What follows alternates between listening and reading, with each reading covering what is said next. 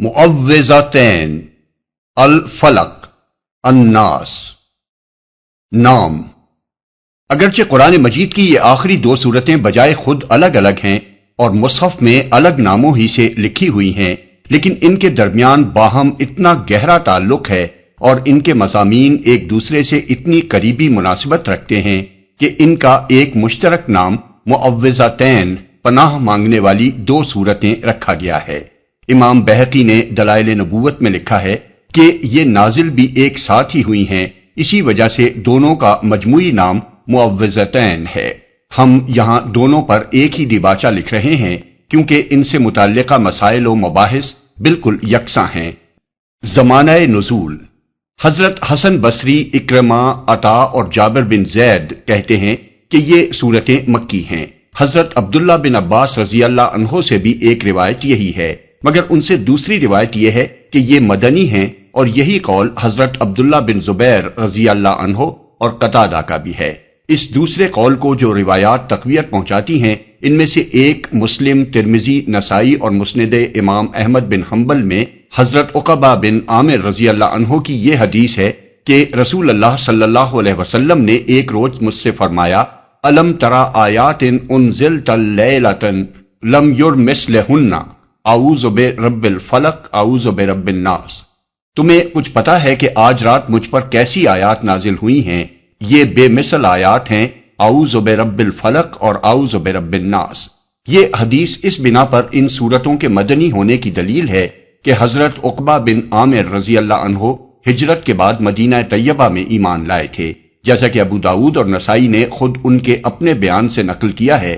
دوسری روایات جو اس قول کی تقویت کی موجب بنی ہیں وہ ابن سعد، محی السنہ بغوی، امام نصفی، امام بہقی، حافظ ابن حجر، حافظ بدر الدین عینی، عبد بن حمید وغیرہ ہم کی نقل کردہ یہ روایات ہیں کہ جب مدینے میں یہود نے رسول اللہ صلی اللہ علیہ وسلم پر جادو کیا تھا اور اس کے اثر سے حضور صلی اللہ علیہ وسلم بیمار ہو گئے تھے، اس وقت یہ صورتیں نازل ہوئی تھیں۔ ابن سعد نے واقدی کے حوالے سے بیان کیا ہے کہ یہ 7 ہجری کا واقعہ ہے۔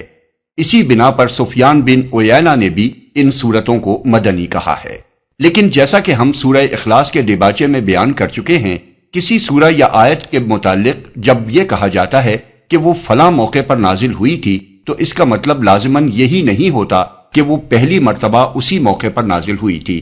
بلکہ بعض اوقات ایسا ہوا ہے کہ ایک سورت یا آیت پہلے نازل ہو چکی ہوتی تھی، یا پھر کوئی خاص واقعہ یا صورتحال پیش آنے پر اللہ تعالیٰ کی طرف سے اسی کی طرف دوبارہ بلکہ کبھی کبھی بار بار حضور صلی اللہ علیہ وسلم کو توجہ دلائی جاتی تھی۔ ہمارے نزدیک ایسا ہی معاملہ معوذتین کا بھی ہے۔ ان کا مضمون صاف بتا رہا ہے کہ یہ ابتداً مکہ میں اس وقت نازل ہوئی ہوں گی جب وہاں حضور صلی اللہ علیہ وسلم کی مخالفت خوب زور پکڑ چکی تھی۔ بعد میں جب مدینہ طیبہ میں منافقین، یہود اور مشرکین کی مخالفت کے طوفان اٹھے تو حضور صلی اللہ علیہ وسلم کو پھر انہی دونوں صورتوں کے پڑھنے کی تلقین کی گئی، جیسا کہ حضرت عقبہ بن عامر رضی اللہ عنہ کی مندرجہ بالا روایت میں ذکر آیا ہے۔ اس کے بعد جب آپ پر جادو کیا گیا اور آپ کی علالت مزاج نے شدت اختیار کی تو اللہ کے حکم سے جبریل علیہ السلام نے آ کر پھر یہی صورتیں پڑھنے کے لیے آپ کو ہدایت کی۔ اس لیے ہمارے نزدیک ان مفسرین کا بیان ہی زیادہ معتبر ہے جو ان دونوں صورتوں کو مکی قرار دیتے ہیں۔ جادو کے معاملے کے ساتھ ان کو مخصوص سمجھنے میں تو یہ امر بھی مانے ہے کہ اس کے ساتھ صرف سورہ فلق کی صرف ایک آیت وَمِن شَرِّ النَّفَّاثَاتِ فِي الْعُقَدِ ہی تعلق رکھتی ہے۔ سورہ فلق کی باقی آیات اور پوری سورہ الناس کا اس معاملے سے براہ راست کوئی تعلق نہیں ہے۔ موضوع اور مضمون: مکہ معظمہ میں یہ دونوں صورتیں جن حالات میں نازل ہوئی تھیں وہ یہ تھے کہ اسلام کی دعوت شروع ہوتے ہی ایسا محسوس ہونے لگا تھا کہ رسول اللہ صلی اللہ علیہ وسلم نے گویا بھیڑوں کے چھتے میں ہاتھ ڈال دیا ہے۔ جوں جوں آپ کی دعوت پھیلتی گئی، کفار قریش کی مخالفت بھی شدید ہوتی چلی گئی، جب تک انہیں یہ امید رہی کہ شاید وہ کسی طرح کی سودے بازی کر کے یا بہلا پھسلا کر آپ کو اس کام سے باز رکھ سکیں گے۔ اس وقت تک تو پھر بھی انات کی شدت میں کچھ کمی رہی، لیکن جب حضور صلی اللہ علیہ وسلم نے ان کو اس طرف سے بالکل مایوس کر دیا کہ آپ ان کے ساتھ دین کے معاملے میں کوئی مصالحت کرنے پر آمادہ ہو سکیں گے، اور سورہ کافرون میں صاف صاف ان سے کہہ دیا گیا کہ جن کی بندگی تم کرتے ہو ان کی بندگی کرنے والا میں نہیں ہوں، اور جس کی بندگی میں کرتا ہوں اس کی بندگی کرنے والے تم نہیں ہو، اس لیے میرا راستہ الگ ہے اور تمہارا راستہ الگ۔ تو کفار کی دشمنی اپنے پورے عروج پر پہنچ گئی، خصوصیت کے ساتھ جن خاندانوں کے افراد، مردوں یا عورتوں، لڑکوں یا لڑکیوں نے اسلام قبول کر لیا تھا، ان کے دلوں میں تو حضور کے خلاف ہر وقت بھٹیاں سلگتی رہتی تھیں، گھر گھر آپ کو کوسا جا رہا تھا، خفیہ مشورے کیے جا رہے تھے کہ کسی وقت رات کو چھپ کر آپ کو قتل کر دیا جائے تاکہ بنی ہاشم کو قاتل کا پتہ نہ چل سکے اور وہ بدلہ نہ لے سکے۔ آپ کے خلاف جادو ٹونے کیے جا رہے تھے تاکہ آپ یا تو وفات پا جائیں یا سخت بیمار پڑ جائیں یا دیوانے ہو جائیں۔ شیاطین جن و انس ہر طرف پھیل گئے تھے تاکہ عوام کے دلوں میں آپ کے خلاف اور آپ کے لائے ہوئے دین اور قرآن کے خلاف کوئی نہ کوئی وسوسہ ڈال دیں، جس سے لوگ بدگمان ہو کر آپ سے دور بھاگنے لگیں۔ بہت سے لوگوں کے دلوں میں حسد کی آگ بھی جل رہی تھی، کیونکہ وہ اپنے سوا یا اپنے قبیلے کے کسی آدمی کے سوا دوسرے کسی شخص کا چراغ جلتے نہ دیکھ سکتے تھے۔ مثال کے طور پر ابو جہل جس بنا پر رسول اللہ صلی اللہ علیہ وسلم کی مخالفت میں حد سے بڑھتا چلا جاتا تھا، اس کی وجہ وہ خود یہ بیان کرتا ہے کہ ہمارا اور بنی عبد مناف یعنی رسول اللہ صلی اللہ علیہ وسلم کے خاندان کا باہم مقابلہ تھا۔ انہوں نے کھانے کھلائے تو ہم نے بھی کھلائے، انہوں نے لوگوں کو سواریاں دیں تو ہم نے بھی دیں، انہوں نے عطیے دیے تو ہم نے بھی دیے، یہاں تک کہ وہ اور ہم جب عزت و شرف میں برابر کی ٹکر ہو گئے تو اب وہ کہتے ہیں کہ ہم میں ایک نبی ہے جس پر آسمان سے وحی اترتی ہے، بھلا اس میدان میں ہم کیسے ان کا مقابلہ کر سکتے ہیں؟ خدا کی قسم ہم ہرگز اس کو نہ مانیں گے اور نہ اس کی تصدیق کریں گے۔ ابن ہشام جلد اول صفحہ 337-338۔ ان حالات میں رسول اللہ صلی اللہ علیہ وسلم سے فرمایا گیا کہ ان لوگوں سے کہہ دو کہ میں پناہ مانگتا ہوں طلوع صبح کے رب کی تمام مخلوقات کے شر سے، رات کے اندھیرے اور جادوگروں اور جادوگرنیوں کے شر سے اور حاسدوں کے شر سے، اور ان سے کہہ دو کہ میں پناہ مانگتا ہوں انسانوں کے رب، انسانوں کے بادشاہ اور انسانوں کے معبود کی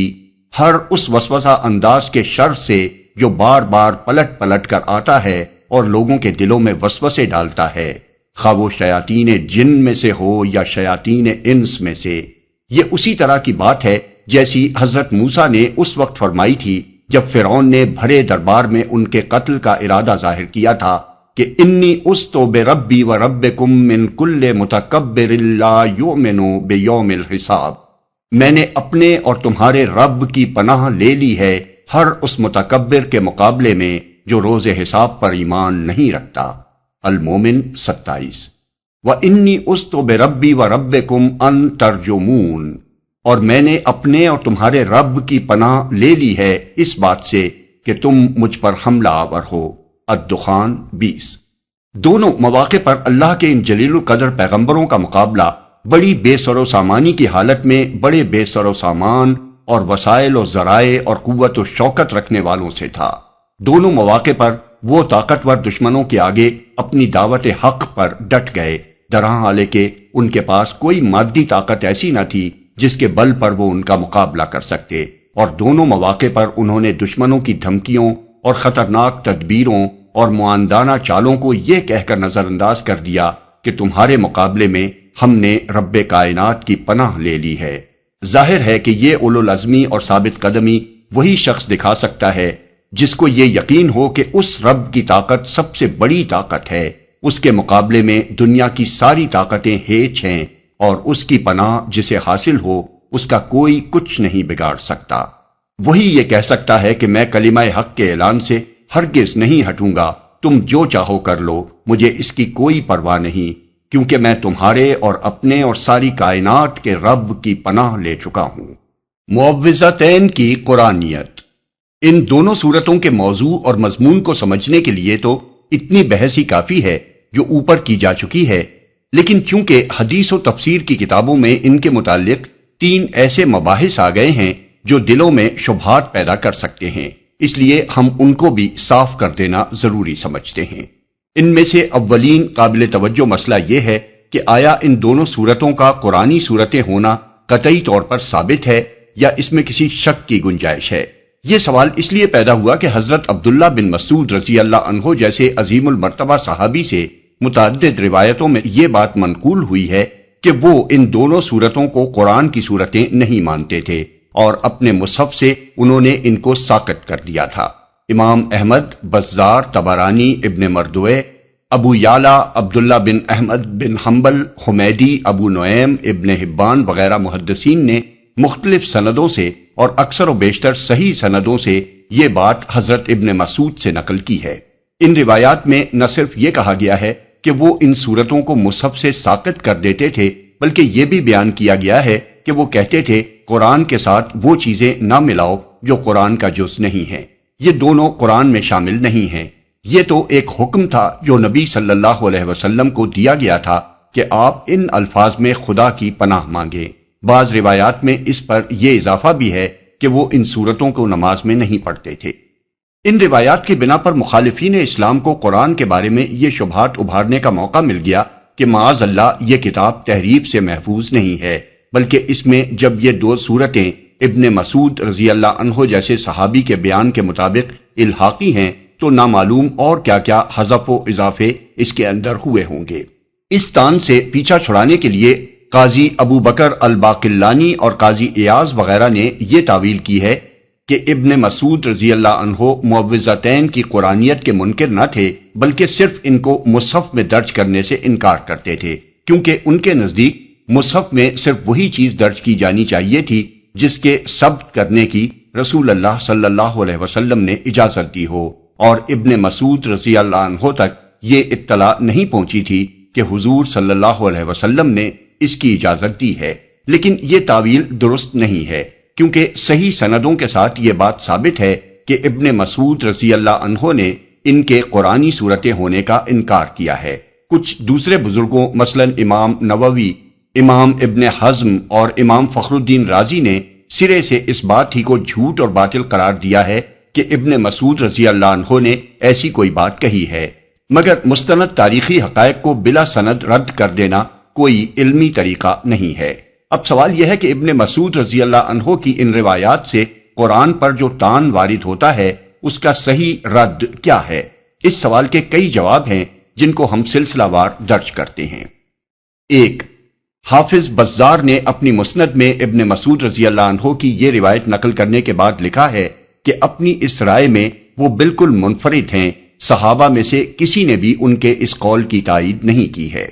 دو، تمام صحابہ کے اتفاق سے خلیفہ ثالث سیدنا عثمان رضی اللہ عنہ نے قرآن مجید کے جو نسخے مرتب کروائے تھے اور خلافت اسلامیہ کی طرف سے جن کو دنیائے اسلام کے مراکز میں سرکاری طور پر بھیجا تھا، ان میں یہ دونوں صورتیں درج تھیں۔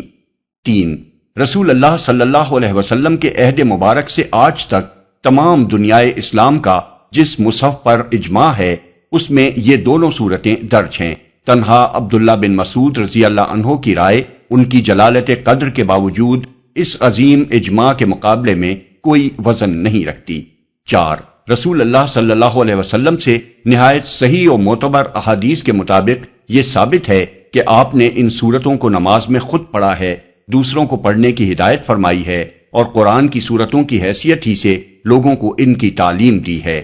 مثال کے طور پر ذیل کی احادیث ملاحظہ ہوں۔ مسلم، احمد، ترمذی اور نسائی کے حوالے سے حضرت عقبہ بن عامر رضی اللہ عنہ کی یہ روایت ہم اوپر نقل کر چکے ہیں کہ حضور صلی اللہ علیہ وسلم نے سورہ فلق اور سورہ ناس کے متعلق ان سے یہ فرمایا کہ آج رات یہ آیات مجھ پر نازل ہوئی ہیں۔ نسائی کی ایک روایت عقبہ بن عامر رضی اللہ عنہ سے یہ ہے کہ رسول اللہ صلی اللہ علیہ وسلم نے یہ دونوں سورتیں صبح کی نماز میں پڑھیں۔ ابن حبان نے انہی حضرت عقبہ سے روایت نقل کی ہے کہ حضور صلی اللہ علیہ وسلم نے ان سے فرمایا اگر ممکن ہو تو تمہاری نمازوں سے ان دونوں سورتوں کی قرأت چھوٹنے نہ پائے۔ سعید بن منصور نے حضرت معاذ بن جبل رضی اللہ عنہ سے روایت نقل کی ہے کہ حضور صلی اللہ علیہ وسلم نے صبح کی نماز میں یہ دونوں سورتیں پڑھیں۔ امام احمد اپنی مسند میں صحیح سند کے ساتھ ایک اور صحابی کی یہ روایت لائے ہیں کہ حضور صلی اللہ علیہ وسلم نے ان سے فرمایا جب تم نماز پڑھو تو اس میں یہ دونوں سورتیں پڑھا کرو۔ مسند احمد، ابو داؤد اور نسائی میں عقبہ بن عامر رضی اللہ عنہ کی یہ روایت آئی ہے کہ حضور نے ان سے فرمایا، کیا میں 2 ایسی صورتیں تمہیں نہ سکھاؤں جو ان بہترین صورتوں میں سے ہیں جنہیں لوگ پڑھتے ہیں؟ انہوں نے عرض کیا، ضرور یا رسول اللہ۔ اس پر حضور صلی اللہ علیہ وسلم نے ان کو یہی معوذتین پڑھائیں۔ پھر نماز کھڑی ہوئی تو حضور صلی اللہ علیہ وسلم نے یہی 2 صورتیں اس میں بھی پڑھیں، اور نماز کے بعد پلٹ کر جب آپ ان کے پاس سے گزرے تو فرمایا، اے عقب، کیسا پایا تم نے؟ اور اس کے بعد ان کو ہدایت فرمائی کہ جب تم سونے لگو اور جب سو کر اٹھو تو ان صورتوں کو پڑھا کرو۔ مسند احمد، ابو داؤد، ترمذی اور نسائی میں عقبہ بن عامر رضی اللہ عنہ کی ایک روایت یہ ہے کہ حضور صلی اللہ علیہ وسلم نے ان کو ہر نماز کے بعد معوذات یعنی قل هو اللہ احد اور معوذتین پڑھنے کی تلقین کی۔ نسائی، ابن مردوے اور حاکم نے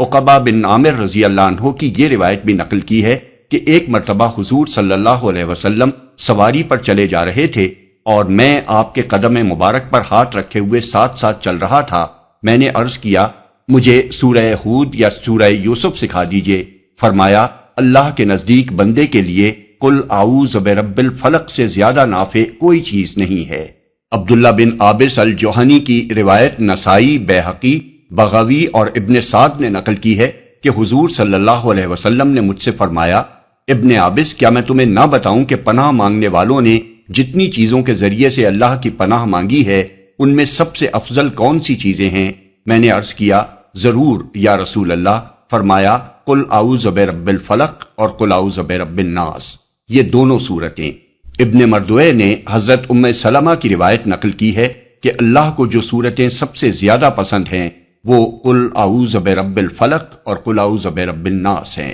یہاں یہ سوال پیدا ہوتا ہے کہ حضرت عبداللہ بن مسعود رضی اللہ عنہ کو یہ غلط فہمی آخر کیسے لاحق ہوئی کہ یہ دونوں قرآن مجید کی صورتیں نہیں ہیں؟ اس کا جواب ہمیں 2 روایتوں کو جمع کر کے دیکھنے سے ملتا ہے۔ ایک یہ روایت کہ حضرت عبداللہ بن مسعود کہتے تھے کہ یہ تو ایک حکم تھا جو رسول اللہ صلی اللہ علیہ وسلم کو دیا گیا تھا کہ آپ اس طرح تعوذ کیا کریں۔ دوسری وہ روایت جو کئی مختلف سندوں سے امام بخاری نے صحیح البخاری میں، امام احمد نے اپنی مسند میں، حافظ ابو بکر الحمیدی نے اپنی مسند میں، ابو نعیم نے اپنی المستخرج میں اور نسائی نے اپنی سنن میں زر بن حبیش کے حوالے سے تھوڑے تھوڑے لفظی اختلاف کے ساتھ حضرت ابی بن کعب رضی اللہ عنہ سے، جو علم قرآن کے لحاظ سے صحابہ کرام میں ایک ممتاز مقام رکھتے تھے، نقل کی ہے۔ زر بن حبیش کا بیان ہے کہ میں نے حضرت ابی رضی اللہ عنہ سے کہا کہ آپ کے بھائی عبداللہ بن مسعود رضی اللہ عنہ ایسا اور ایسا کہتے ہیں، آپ ان کے اس قول کے متعلق کیا کہتے ہیں؟ انہوں نے جواب دیا کہ میں نے رسول اللہ صلی اللہ علیہ وسلم سے اس کے بارے میں سوال کیا تھا۔ حضور صلی اللہ علیہ وسلم نے فرمایا کہ مجھ سے کہا گیا قل، تو میں نے بھی کہا قل، اس لیے ہم بھی اسی طرح کہتے ہیں جس طرح حضور صلی اللہ علیہ وسلم کہتے تھے۔ امام احمد کی روایت میں حضرت ابی کے الفاظ یہ ہیں، میں شہادت دیتا ہوں کہ رسول اللہ صلی اللہ علیہ وسلم نے مجھے بتایا کہ جبریل علیہ السلام نے آپ سے قل اعوذ برب الفلق کہا تھا، اس لیے آپ نے بھی ایسا ہی کہا، اور انہوں نے قل اعوذ برب الناس کہا تھا، اس لیے آپ نے بھی ایسا ہی کہا، لہٰذا ہم بھی اسی طرح کہتے ہیں جس طرح حضور صلی اللہ علیہ وسلم نے کہا۔ ان دونوں روایتوں پر غور کیجئے تو معلوم ہوگا کہ حضرت عبداللہ بن مسعود رضی اللہ عنہ کو دونوں صورتوں میں لفظ قل یعنی کہو دیکھ کر یہ غلط فہمی ہوئی کہ رسول اللہ صلی اللہ علیہ وسلم کو اعوذ برب الفلق اور اعوذ برب الناس کہنے کا حکم دیا گیا تھا، لیکن انہوں نے حضور صلی اللہ علیہ وسلم سے اس کے متعلق سوال کرنے کی ضرورت محسوس نہ کی۔ حضرت ابی بن کعب رضی اللہ عنہ کے ذہن میں بھی اس کے متعلق سوال پیدا ہوا اور انہوں نے حضور صلی اللہ علیہ وسلم سے اس کو پوچھ لیا۔ حضور صلی اللہ علیہ وسلم نے بتایا کہ جبریل علیہ السلام نے چونکہ قل کہا تھا اس لیے میں بھی قل کہتا ہوں۔ اس بات کو یوں سمجھیے کہ اگر کسی کو حکم دینا مقصود ہو اور اس سے کہا جائے کہ کہو میں پناہ مانگتا ہوں، تو وہ حکم کی تعمیل میں یہ نہیں کہے گا کہ کہو میں پناہ مانگتا ہوں، بلکہ وہ کہو کا لفظ ساقط کر کے میں پناہ مانگتا ہوں کہے گا۔ بخلاف اس کے اگر کسی کو بالادست حاکم کا پیغامبر ان الفاظ میں پیغام پہنچائے کہ کہو میں پناہ مانگتا ہوں، اور یہ پیغام اسے اپنے تک رکھنے کے لیے نہیں بلکہ دوسروں تک پہنچانے کے لیے دیا جائے، تو وہ لوگوں تک پیغام کے الفاظ کو جوں کا توں پہنچائے گا، اس میں سے کوئی چیز ساقط کرنے کا مجاز نہ ہوگا۔ پس ان دونوں صورتوں کی ابتدا لفظ قل سے ہونا اس بات کا صریح ثبوت ہے کہ یہ کلام وحی ہے جسے حضور صلی اللہ علیہ وسلم انہی الفاظ میں پہنچانے کے پابند تھے جن الفاظ میں یہ آپ کو ملا تھا۔ اس کی حیثیت محض ایک حکم کی نہ تھی جو نبی صلی اللہ علیہ وسلم کو دیا گیا ہو۔ قرآن مجید میں ان دو صورتوں کے علاوہ 330 آیتیں ایسی ہیں جو لفظ قل یعنی کہو سے شروع ہوئی ہیں۔ ان سب میں قل کا ہونا اس بات کی علامت ہے کہ یہ کلام وحی ہے جسے انہی الفاظ میں پہنچانا حضور صلی اللہ علیہ وسلم کے ذمے فرض تھا جن الفاظ میں یہ آپ پر نازل کیا گیا تھا، ورنہ ہر جگہ قل اگر ایک حکم ہوتا تو حضور صلی اللہ علیہ وسلم اس لفظ کو ساقط کر کے وہ بات کہتے جس کے کہنے کا آپ کو حکم دیا گیا تھا، اور اسے قرآن میں درج نہ کیا جاتا، بلکہ حضور صلی اللہ علیہ وسلم صرف اس حکم کی تعمیل میں وہ بات کہہ دینے پر اکتفا فرماتے جسے کہنے کا آپ کو حکم دیا گیا تھا۔ اس مقام پر اگر آدمی کچھ غور کرے تو اس کی سمجھ میں یہ بات اچھی طرح آ سکتی ہے کہ صحابہ کرام کو بے خطا سمجھنا اور ان کی کسی بات کے لیے غلط کا لفظ سنتے ہی توہین صحابہ کا شور مچا دینا کس قدر بے جا حرکت ہے۔ یہاں آپ دیکھ رہے ہیں کہ حضرت عبداللہ بن مسعود رضی اللہ عنہ جیسے جلیل القدر صحابی سے قرآن کی دو صورتوں کے بارے میں کتنی بڑی چوک ہو گئی۔ ایسی چوک اگر اتنے عظیم مرتبے کے صحابی سے ہو سکتی ہے تو دوسروں سے بھی کوئی چوک ہو جانی ممکن ہے۔ ہم علمی تحقیق کے لیے اس کی چھان بین بھی کر سکتے ہیں اور کسی صحابی کی کوئی بات یا چند باتیں غلط ہوں تو انہیں غلط بھی کہہ سکتے ہیں۔ البتہ سخت ظالم ہوگا وہ شخص جو غلط کو غلط کہنے سے آگے بڑھ کر ان پر زبان تان دراز کرے۔ انہی معوذتین کے بارے میں مفسرین و محدثین نے ابن مسعود رضی اللہ عنہ کی رائے کو غلط کہا ہے، مگر کسی نے یہ کہنے کی جرأت نہیں کی کہ قرآن کی دو صورتوں کا انکار کر کے معاذ اللہ وہ کافر ہو گئے تھے۔ حضور صلی اللہ علیہ وسلم پر جادو کا اثر ہونا۔ دوسرا مسئلہ جو ان صورتوں کے معاملے میں پیدا ہوتا ہے وہ یہ ہے کہ روایات کی روح سے حضور صلی اللہ علیہ وسلم پر جادو کیا گیا تھا اور اس کے اثر سے آپ بیمار ہو گئے تھے، اور اس اثر کو دور کرنے کے لیے جبریل علیہ السلام نے آ کر آپ کو یہ صورتیں پڑھنے کی ہدایت کی تھی۔ اس پر قدیم اور جدید زمانے کے بہت سے عقلیت پسندوں نے اعتراض کیا ہے کہ یہ روایات اگر مان لی جائیں تو شریعت ساری کی ساری مشتبہ ہو جاتی ہے، کیونکہ اگر نبی پر جادو کا اثر ہو سکتا تھا اور ان روایات کی روح سے ہو گیا تھا تو ہم نہیں کہہ سکتے کہ مخالفین نے جادو کے زور پر نبی سے کیا کیا کہلوا اور کروا لیا ہو، اور اس کی دی ہوئی تعلیم میں کتنی چیزیں خدا کی طرف سے ہوں اور کتنی جادو کے زیر اثر۔ یہی نہیں بلکہ وہ کہتے ہیں کہ اس بات کو سچ مان لینے کے بعد تو یہ بھی نہیں کہا جا سکتا کہ جادو ہی کے ذریعے سے نبی کو نبوت کے دعوے پر اکسایا گیا ہو اور نبی نے غلط فہمی میں مبتلا ہو کر یہ سمجھ لیا ہو کہ اس کے پاس فرشتہ آیا ہے۔ ان کا استدلال یہ بھی ہے کہ یہ احادیث قرآن مجید سے متصادم ہیں۔ قرآن میں تو کفار کا یہ الزام بیان کیا گیا ہے کہ نبی ایک مسحور یعنی سحر زدہ آدمی ہے۔ یقول الظالمون ان تتبعون الا رجلا مسحورا، بنی اسرائیل 47۔ مگر یہ احادیث کفار کے الزام کی تصدیق کرتی ہیں کہ واقعی نبی پر سحر کا اثر ہوا تھا۔ اس مسئلے کی تحقیق کے لیے ضروری ہے کہ سب سے پہلے یہ دیکھا جائے کہ کیا در حقیقت مستند تاریخی روایات کی روح سے یہ ثابت ہے کہ رسول اللہ صلی اللہ علیہ وسلم پر جادو کا اثر ہوا تھا، اور اگر ہوا تھا تو وہ کیا تھا اور کس حد تک تھا۔ اس کے بعد یہ دیکھا جائے کہ جو کچھ تاریخ سے ثابت ہے اس پر وہ اعتراضات وارد بھی ہوتے ہیں یا نہیں جو کیے گئے ہیں۔ قرون اولیٰ کے مسلمان علماء کی یہ انتہائی راست بازی تھی کہ انہوں نے اپنے خیالات اور مزعومات کے مطابق تاریخ کو مسخ کرنے یا حقائق پر پردہ ڈالنے کی کوئی کوشش نہیں کی، بلکہ جو کچھ تاریخی طور پر ثابت تھا اسے جوں کا توں بعد کی نسلوں تک پہنچا دیا، اور اس بات کی کوئی پرواہ نہیں کی کہ ان حقائق سے اگر کوئی الٹے نتائج نکالنے پر اتر آئے تو ان کا فراہم کردہ یہ مواد کس طرح اس کے کام آ سکتا ہے۔ اب اگر ایک بات نہایت مستند اور کثیر تاریخی ذرائع سے ثابت ہو تو کسی دیانتدار صاحب علم کے لیے نہ تو یہ درست ہے کہ وہ اس بنا پر تاریخ کا انکار کر دے کہ اس کو مان لینے سے اس کے نزدیک فلاں فلاں قباحتیں رونما ہوتی ہیں، اور نہ یہی درست ہے کہ جتنی بات تاریخ سے ثابت ہے اس کو قیاسات کے گھوڑے دوڑا کر اس کی اصلی حد سے پھیلانے اور بڑھانے کی کوشش کرے، اس کے بجائے اس کا کام یہ ہے کہ تاریخ کو تاریخ کی حیثیت سے مان لے اور پھر دیکھے کہ اس سے فی الواقع کیا ثابت ہوتا ہے اور کیا نہیں ہوتا۔ جہاں تک تاریخی حیثیت کا تعلق ہے، نبی صلی اللہ علیہ وسلم پر جادو کا اثر ہونے کا واقعہ قطعی طور پر ثابت ہے، اور علمی تنقید سے اس کو اگر غلط ثابت کیا جا سکتا ہو تو پھر دنیا کا کوئی تاریخی واقعہ بھی صحیح ثابت نہیں کیا جا سکتا۔ اسے حضرت عائشہ رضی اللہ عنہا، حضرت زید بن ارقم رضی اللہ عنہ اور حضرت عبداللہ بن عباس رضی اللہ عنہ سے بخاری، مسلم، نسائی، ابن ماجہ، ابن احمد، عبد الرزاق، حمیدی، بیہقی، طبرانی، ابن سعد، ابن مردوے، ابن ابی شیبہ، حاکم،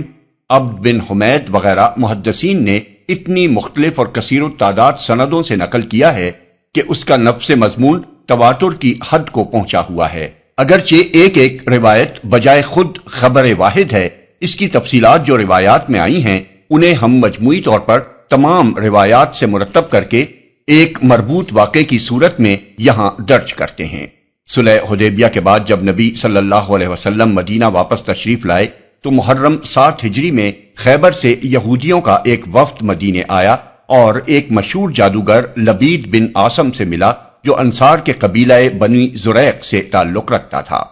بعض راویوں نے اسے یہودی کہا ہے اور بعض نے منافق اور یہود کا حلیف، لیکن اس پر سب متفق ہیں کہ وہ بنی زریق میں سے تھا،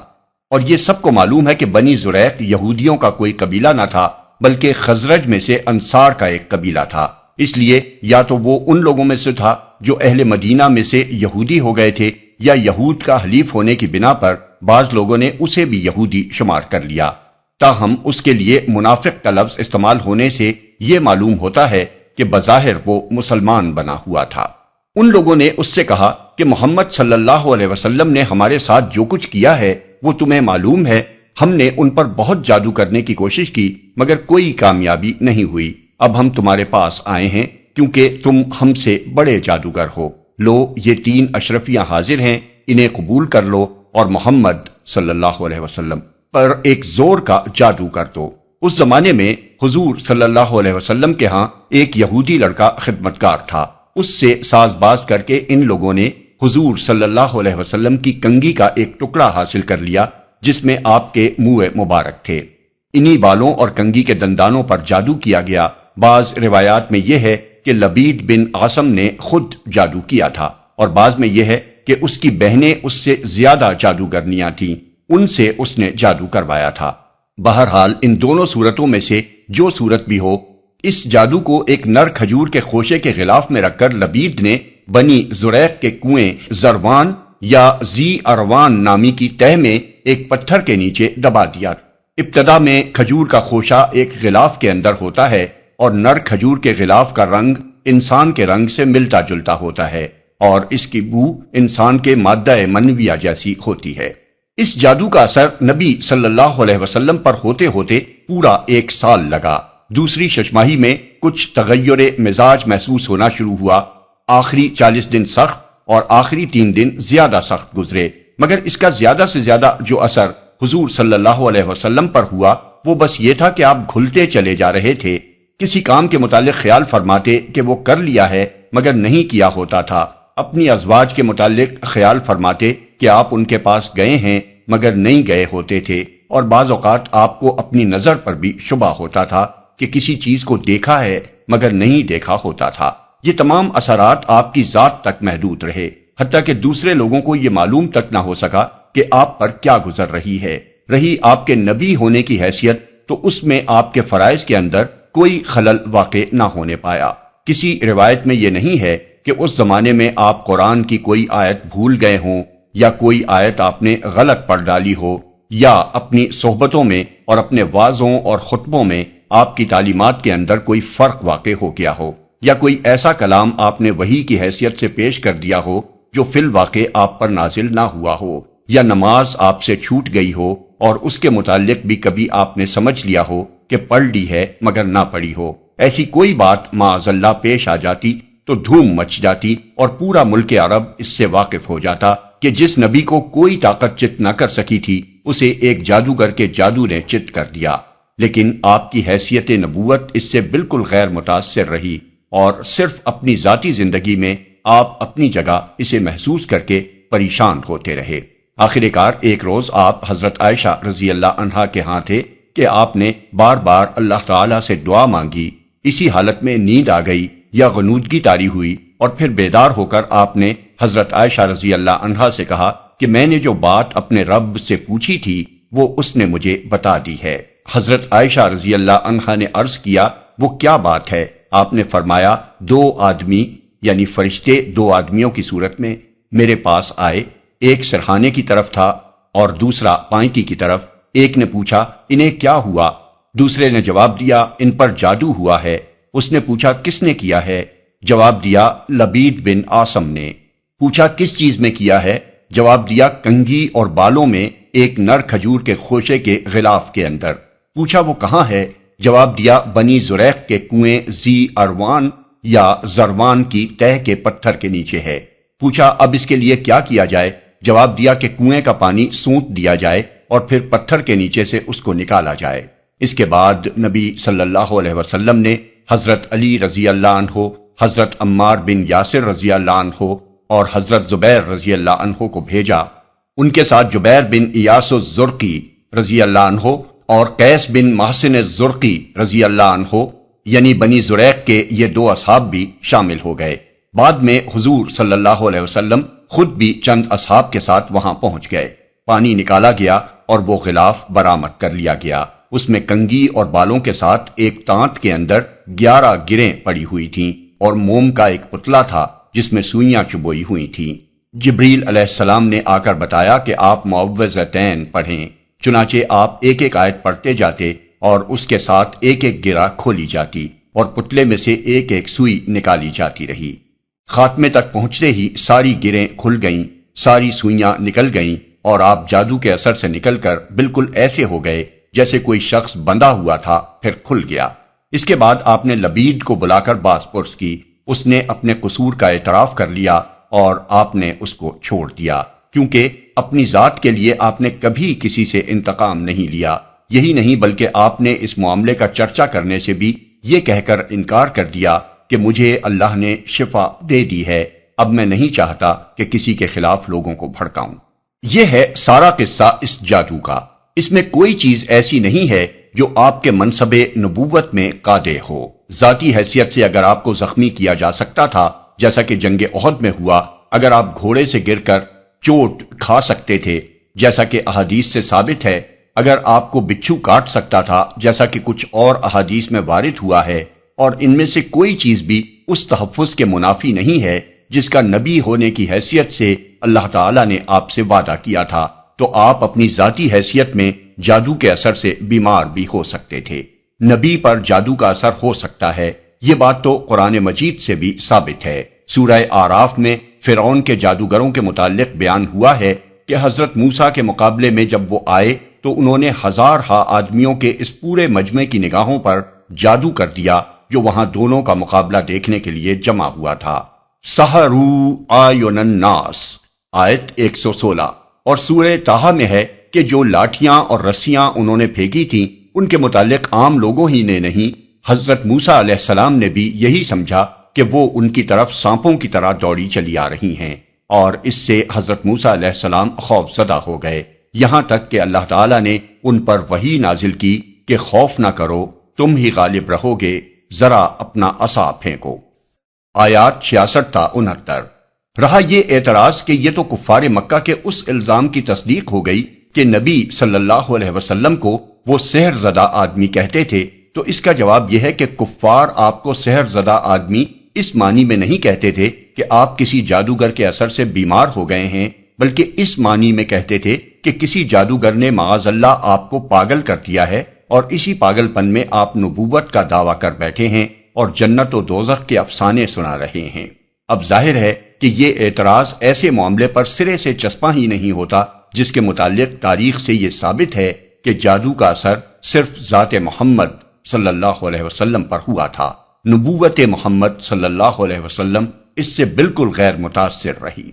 اس سلسلے میں یہ بات بھی قابل ذکر ہے کہ جو لوگ جادو کو محض اوہام کے قبیل کی چیز قرار دیتے ہیں، ان کی یہ رائے صرف اس وجہ سے ہے کہ جادو کے اثرات کی کوئی سائنٹیفک توجیہ نہیں کی جا سکتی، لیکن دنیا میں بہت سی چیزیں ایسی ہیں جو تجربے اور مشاہدے میں آتی ہیں، مگر سائنٹیفک طریقے سے یہ بیان نہیں کیا جا سکتا کہ وہ کیسے رونما ہوتی ہیں۔ اس طرح کی توجیہ پر اگر ہم قادر نہیں ہیں تو اس سے یہ لازم نہیں آتا کہ اس چیز ہی کا انکار کر دیا جائے جس کی ہم توجیہ نہیں کر سکتے۔ جادو دراصل ایک نفسیاتی اثر ہے جو نفس سے گزر کر جسم کو بھی اسی طرح متاثر کر سکتا ہے جس طرح جسمانی اثرات جسم سے گزر کر نفس کو متاثر کرتے ہیں۔ مثال کے طور پر خوف ایک نفسیاتی چیز ہے، مگر اس کا اثر جسم پر یہ ہوتا ہے کہ رونگٹے کھڑے ہو جاتے ہیں اور بدن میں تھر تھری چھوٹ جاتی ہے۔ دراصل جادو سے حقیقت تبدیل نہیں ہوتی، مگر انسان کا نفس اور اس کے حواس اس سے متاثر ہو کر یہ محسوس کرنے لگتے ہیں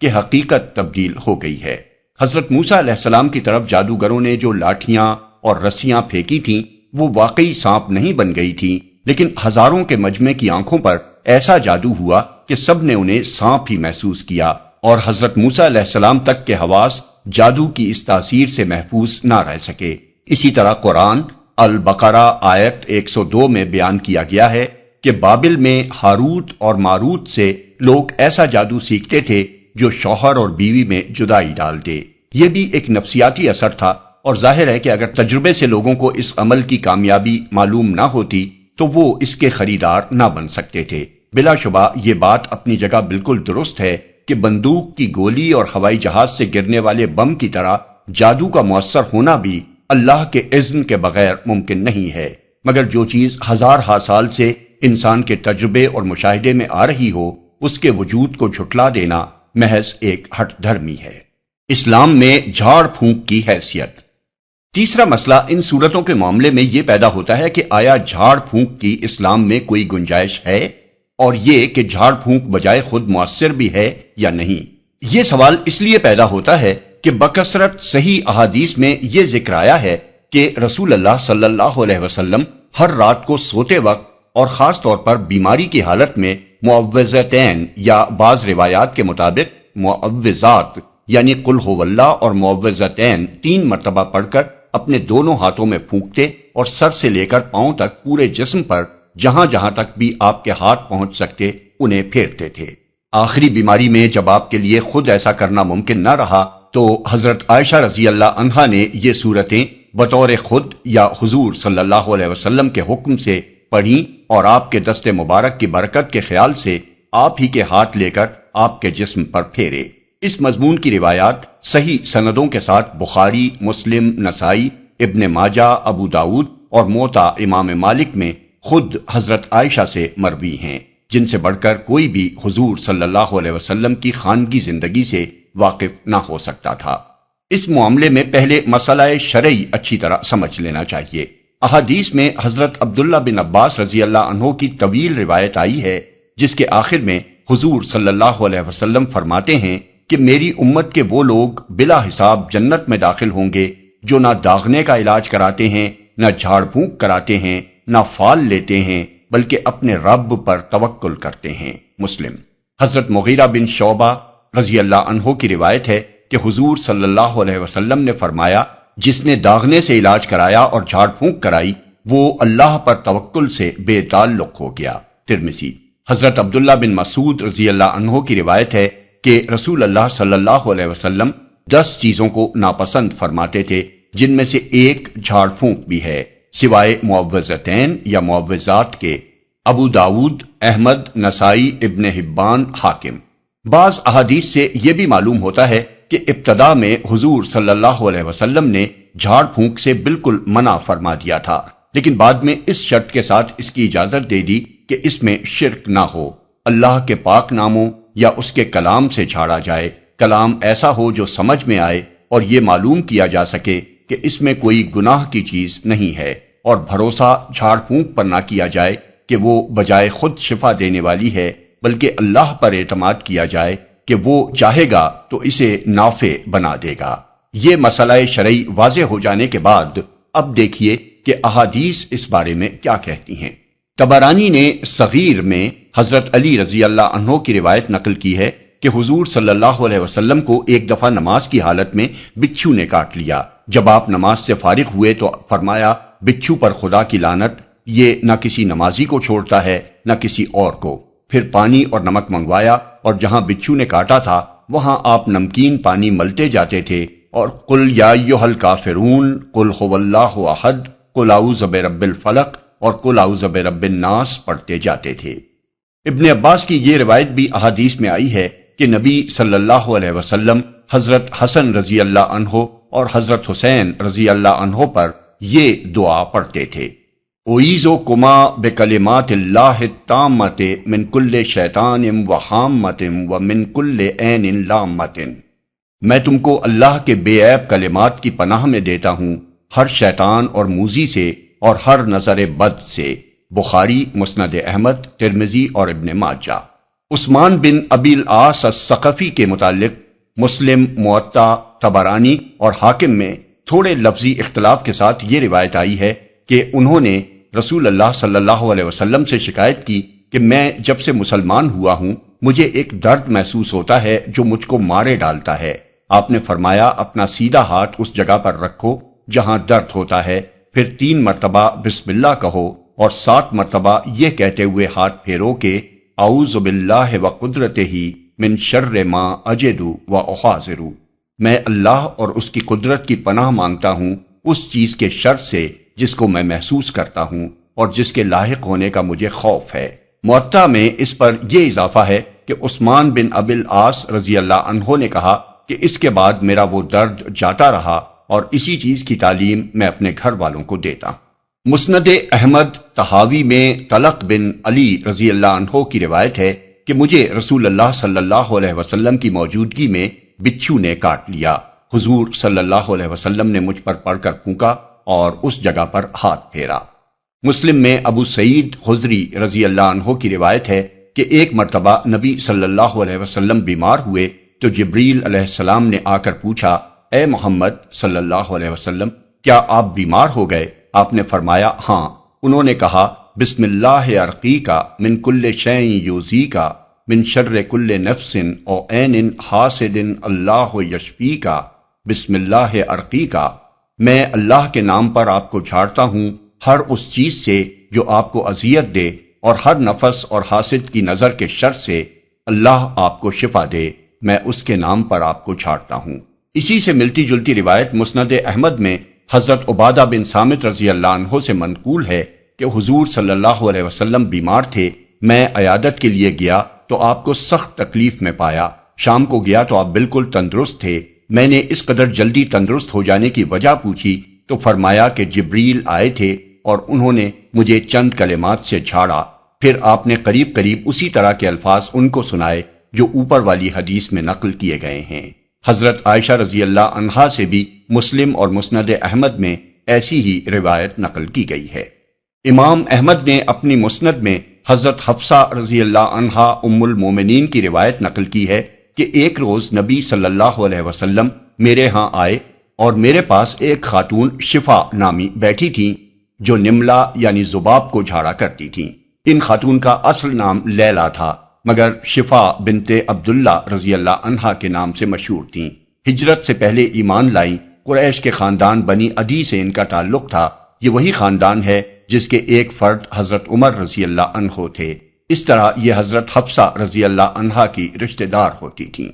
حضور صلی اللہ علیہ وسلم نے فرمایا حفصہ رضی اللہ عنہا کو بھی وہ عمل سکھا دو۔ خود شفا رضی اللہ عنہا بنت عبداللہ کی یہ روایت امام احمد، ابو داؤد اور نسائی نے نقل کی ہے کہ حضور صلی اللہ علیہ وسلم نے مجھ سے فرمایا کہ تم نے حفصہ کو جس طرح لکھنا پڑھنا سکھایا ہے نملہ کا جھاڑنا بھی سکھا دو۔ مسلم میں عوف بن مالک رضی اللہ عنہ اشجعی کی روایت ہے کہ جاہلیت کے زمانے میں ہم لوگ جھاڑ پھونک کیا کرتے تھے۔ ہم نے رسول اللہ صلی اللہ علیہ وسلم سے پوچھا کہ اس معاملے میں حضور صلی اللہ علیہ وسلم کی رائے کیا ہے؟ حضور صلی اللہ علیہ وسلم نے فرمایا جن چیزوں سے تم جھاڑتے تھے وہ میرے سامنے پیش کرو، جھاڑنے میں مذائقہ نہیں جب تک اس میں شرک نہ ہو۔ مسلم، مسند احمد اور ابن ماجہ میں حضرت جابر بن عبداللہ رضی اللہ عنہ کی روایت ہے کہ رسول اللہ صلی اللہ علیہ وسلم نے جھاڑ پھونک سے روک دیا تھا۔ پھر حضرت عمر بن حزم کے خاندان کے لوگ آئے اور کہا کہ ہمارے پاس ایک عمل تھا جس سے ہم بچھو یا سانپ کاٹے کو جھاڑتے تھے مگر آپ نے اس کام سے منع فرما دیا ہے۔ پھر انہوں نے وہ چیز آپ کو سنائی جو وہ پڑھتے تھے۔ آپ نے فرمایا اس میں تو کوئی مذائقہ میں نہیں پاتا، تم میں سے جو شخص اپنے کسی بھائی کو فائدہ پہنچا سکتا ہے وہ ضرور پہنچائے۔ جابر بن عبداللہ رضی اللہ عنہ کی دوسری حدیث مسلم میں یہ ہے کہ آل حزم کے پاس سانپ کاٹے کا عمل تھا اور حضور صلی اللہ علیہ وسلم نے ان کو اس کی اجازت دے دی۔ اس کی تائید مسلم، مسند احمد اور ابن ماجہ میں حضرت عائشہ رضی اللہ عنہا کی یہ روایت بھی کرتی ہے کہ حضور صلی اللہ علیہ وسلم نے انصار کے ایک خاندان کو ہر زہریلے جانور کے کانٹے کو جھاڑنے کی اجازت مرحمت فرمائی۔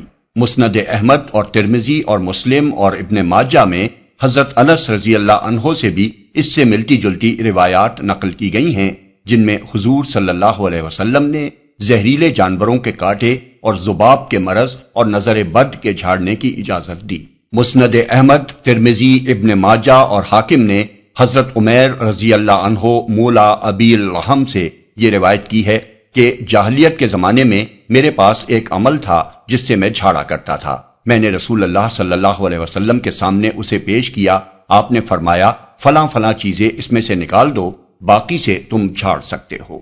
موطا میں ہے کہ حضرت ابو بکر رضی اللہ عنہ اپنی صاحبزادی حضرت عائشہ رضی اللہ عنہا کے گھر تشریف لے گئے تو دیکھا کہ وہ بیمار ہیں اور ایک یہودیہ ان کو جھاڑ رہی ہے۔ اس پر انہوں نے فرمایا کہ کتاب اللہ پڑھ کر جھاڑ۔ اس سے معلوم ہوا کہ اہل کتاب اگر تورات یا انجیل کی آیات پڑھ کر جھاڑیں تب بھی یہ جائز ہے۔ رہا یہ سوال کہ آیا جھاڑ پھونک مفید بھی ہے یا نہیں، تو اس کا جواب یہ ہے کہ رسول اللہ صلی اللہ علیہ وسلم نے دوا اور علاج سے نہ صرف یہ کہ کبھی منع نہیں فرمایا بلکہ خود فرمایا کہ ہر مرض کی دوا اللہ نے پیدا کی ہے اور تم لوگ دوا کیا کرو۔ حضور صلی اللہ علیہ وسلم نے خود لوگوں کو بعض امراض کے علاج بتائے، جیسا کہ احادیث میں کتاب الطب کو دیکھنے سے معلوم ہو سکتا ہے، لیکن دوا بھی اللہ ہی کے حکم اور اذن سے نافع ہوتی ہے، ورنہ اگر دوا اور طبی معالجہ ہر حال میں نافع ہوتا تو ہسپتالوں میں کوئی نہ مرتا۔ اب اگر دوا اور علاج کرنے کے ساتھ اللہ کے کلام اور اس کے اسماء حسنہ سے بھی استفادہ کیا جائے،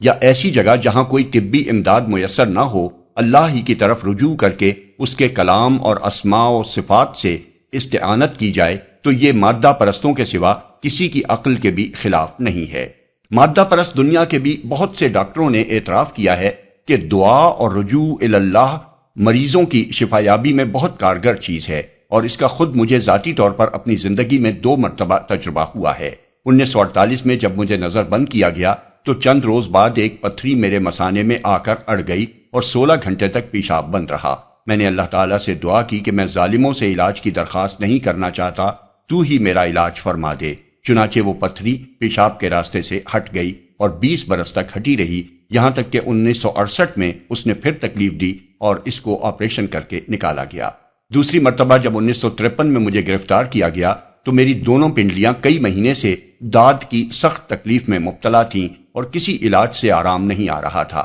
گرفتاری کے بعد میں نے اللہ تعالیٰ سے پھر وہی دعا کی جو 1948 میں کی تھی، اور کسی علاج اور دوا کے بغیر پنڈلیاں داد سے بالکل صاف ہو گئیں۔ آج تک پھر کبھی وہ بیماری مجھے نہیں ہوئی۔ البتہ یہ صحیح نہیں ہے کہ دوا اور علاج کو جہاں وہ میسر ہو جان بوجھ کر چھوڑ دیا جائے اور صرف جھاڑ پھونک سے کام لینے ہی پر اکتفا کیا جائے، اور کچھ لوگ عملیات اور تعویذوں کے مطب کھول کر بیٹھ جائیں اور اسی کو کمائی کا ذریعہ بنا لیں۔ اس معاملے میں بہت سے لوگ حضرت ابو سعید خدری رضی اللہ عنہ کی اس روایت سے استدلال کرتے ہیں جو بخاری، مسلم، ترمذی، مسند احمد، ابو داود اور ابن ماجہ میں منقول ہوئی ہے، اور اس کی تائید بخاری میں ابن عباس رضی اللہ عنہ کی بھی ایک روایت کرتی ہے۔ اس میں یہ بیان ہوا ہے کہ حضور صلی اللہ علیہ وسلم نے ایک مہم پر اپنے چند اصحاب کو بھیجا جن میں حضرت ابو سعید خدری رضی اللہ عنہ بھی تھے۔ یہ حضرات راستے میں عرب کے ایک قبیلے کی بستی پر جا کر ٹھہرے اور انہوں نے قبیلے والوں سے کہا کہ ہماری میزبانی کرو۔ انہوں نے انکار کر دیا۔ اتنے میں قبیلے کے سردار کو بچھو نے کاٹ لیا اور وہ لوگ ان مسافروں کے پاس آئے اور کہا کہ تمہارے پاس کوئی دوا یا عمل ہے جس سے تم ہمارے سردار کا علاج کر دو۔ حضرت ابو سعید رضی اللہ عنہ نے کہا ہے تو صحیح، مگر چونکہ تم نے ہماری میزبانی سے انکار کیا ہے اس لیے جب تک تم کچھ دینا نہ کرو ہم اس کا علاج نہیں کریں گے۔ انہوں نے بکریوں کا ایک ریوڑ، بعض روایات میں ہے 30 بکریاں دینے کا وعدہ کیا۔ اور حضرت ابو سعید نے جا کر اس پر سورہ فاتحہ پڑھنی شروع کی اور لعاب دہن اس پر ملتے گئے۔ اکثر روایات میں یہ صراحت نہیں ہے کہ یہ عمل کرنے والے حضرت ابو سعید رضی اللہ عنہ تھے، بلکہ ان میں یہ صراحت بھی نہیں ہے کہ حضرت ابو سعید رضی اللہ عنہ خود اس مہم میں شریک تھے، لیکن ترمذی کی روایت میں دونوں باتوں کی صراحت ہے۔ آخر کار بچھو کا سر زائل ہو گیا اور قبیلے والوں نے جتنی بکریاں دینے کا وعدہ کیا تھا وہ لا کر دے دیں، مگر ان حضرات نے آپس میں کہا کہ ان بکریوں سے کوئی فائدہ نہ اٹھاؤ جب تک رسول اللہ صلی اللہ علیہ وسلم سے پوچھ نہ لیا جائے، نامعلوم اس کام پر اجر لینا جائز ہے یا نہیں۔ چنانچہ یہ لوگ حضور صلی اللہ علیہ وسلم کی خدمت میں حاضر ہوئے اور ماجرا عرض کیا۔ حضور صلی اللہ علیہ وسلم نے ہنس کر فرمایا، تمہیں کیسے معلوم ہوا کہ یہ سورج جھاڑنے کے کام بھی آ سکتی ہے؟ بکریاں لے لو اور ان میں میرا حصہ بھی لگاؤ۔ لیکن اس حدیث سے تعویذ، گنڈے اور جھاڑ پھونک کا مطلب چلانے کا جواز نکالنے سے پہلے عرب کے ان حالات کو نگاہ میں رکھنا چاہیے جن میں حضرت ابو سعید خدری رضی اللہ عنہ نے یہ کام کیا تھا، اور حضور صلی اللہ علیہ وسلم نے اسے نہ صرف جائز رکھا تھا بلکہ یہ بھی فرمایا تھا کہ میرا حصہ بھی لگاؤ، تاکہ اس کے جواز و عدم جواز کے معاملے میں ان اصحاب کے دلوں میں کوئی شبہ باقی نہ رہے۔ عرب کے حالات اس زمانے میں بھی یہ تھے اور آج تک یہ ہیں کہ 50-50، 100-100، 150-150 میل تک آدمی کو ایک بستی سے چل کر دوسری بستی نہیں ملتی۔ بستیاں بھی اس وقت ایسی نہ تھیں جن میں ہوٹل، سرائے یا کھانے کی دکانیں موجود ہوں، اور مسافر کئی روز کی مسافت طے کر کے جب وہاں پہنچے تو سامان خورد و نوش خرید سکے۔ ان حالات میں یہ بات عرب کے معروف اصول اخلاق میں شامل تھی کہ مسافر جب کسی بستی میں پہنچیں تو بستی کے لوگ ان کی میزبانی کریں۔ اس سے انکار کے معنی بسا اوقات مسافروں کے لیے موت کے ہوتے تھے، اور عرب میں اس طرز عمل کو معیوب سمجھا جاتا تھا۔ اسی لیے رسول اللہ صلی اللہ علیہ وسلم نے اپنے صحابہ کے اس فعل کو جائز رکھا کہ جب قبیلے والوں نے میزبانی سے انکار کر دیا تھا تو ان کے سردار کا علاج کرنے سے انہوں نے بھی انکار کر دیا، اور اس شرط پر اس کا علاج کرنے پر راضی ہوئے کہ وہ ان کو کچھ دے نہ کریں۔ پھر جب ان میں سے ایک صاحب نے اللہ کے بھروسے پر سورہ فاتحہ اس سردار پر پڑھی اور وہ اس سے اچھا ہو گیا تو طے شدہ اجرت قبیلے والوں نے لا کر دے دی، اور حضور صلی اللہ علیہ وسلم نے اس اجرت کے لینے کو حلال و طیب قرار دیا۔ بخاری میں اس واقعے کے متعلق حضرت عبداللہ بن عباس کی جو روایت ہے اس میں حضور صلی اللہ علیہ وسلم کے الفاظ یہ ہیں کہ انا احق ما اخذتم علیہ اجرن کتاب اللہ، یعنی بجائے اس کے کہ تم کوئی اور عمل کرتے، تمہارے لیے یہ زیادہ برحق بات تھی کہ تم نے اللہ کی کتاب پڑھ کر اس پر اجرت لی۔ یہ آپ نے اس لیے فرمایا کہ دوسرے تمام عملیات سے اللہ کا کلام بڑھ کر ہے۔ علاوہ بری اس طرح عرب کے اس قبیلے پر حق تبلیغ بھی ادا ہو گیا کہ انہیں اس کلام کی برکت معلوم ہو گئی جو اللہ کی طرف سے نبی صلی اللہ علیہ وسلم لائے ہیں۔ اس واقعے کو ان لوگوں کے لیے نظیر نہیں قرار دیا جا سکتا جو شہروں اور قصبوں میں بیٹھ کر جھاڑ پھونک کے مطب چلاتے ہیں اور اسی کو انہوں نے وسیلہ معاش بنا رکھا ہے۔ اس کی کوئی نظیر نبی کریم صلی اللہ علیہ وسلم یا صحابہ و تابعین اور ائمہ سلف کے ہاں نہیں ملتی۔ سورہ فاتحہ اور ان سورتوں کی مناسبت۔ آخری چیز جو معوذتین کے بارے میں قابل توجہ ہے وہ قرآن کے آغاز اور اختتام کی مناسبت ہے۔ اگرچہ قرآن مجید ترتیب نزول پر مرتب نہیں کیا گیا ہے، مگر 23 سال کے دوران میں مختلف حالات اور مواقع اور ضروریات کے لحاظ سے نازل ہونے والی آیات اور سورتوں کو رسول اللہ صلی اللہ علیہ وسلم نے بطور خود نہیں بلکہ ان کے نازل کرنے والے خدا کے حکم سے اس شکل میں مرتب فرمایا جس میں اب ہم اس کو پاتے ہیں۔ اس ترتیب کے لحاظ سے قرآن کا آغاز سورہ فاتحہ سے ہوتا ہے اور اختتام معوذتین سے۔ اب ذرا دونوں پر ایک نگاہ ڈالیے۔ آغاز میں اللہ رب العالمین رحمان و رحیم اور مالک یوم الدین کی حمد و ثنا کر کے بندہ عرض کرتا ہے کہ آپ ہی کی میں بندگی کرتا ہوں اور آپ ہی سے مدد چاہتا ہوں، اور سب سے بڑی مدد جو مجھے درکار ہے وہ یہ ہے کہ مجھے سیدھا راستہ بتائیے۔ جواب میں اللہ تعالیٰ کی طرف سے سیدھا راستہ دکھانے کے لیے اسے پورا قرآن دیا جاتا ہے، اور اس کو ختم اس بات پر کیا جاتا ہے کہ بندہ اللہ تعالیٰ سے جو رب الفلق اور رب الناس،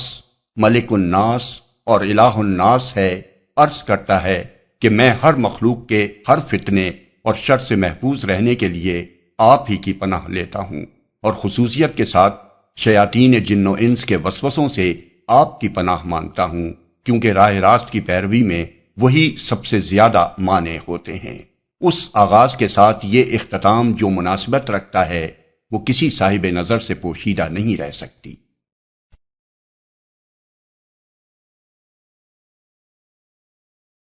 اعوذ باللہ من الشیطان الرجیم، بسم اللہ الرحمن الرحیم۔ قل اعوذ برب الفلق من شر ما خلق ومن شر غاسق اذا وقب ومن شر النفاثات في العقد ومن شر حاسد اذا حسد۔ کہو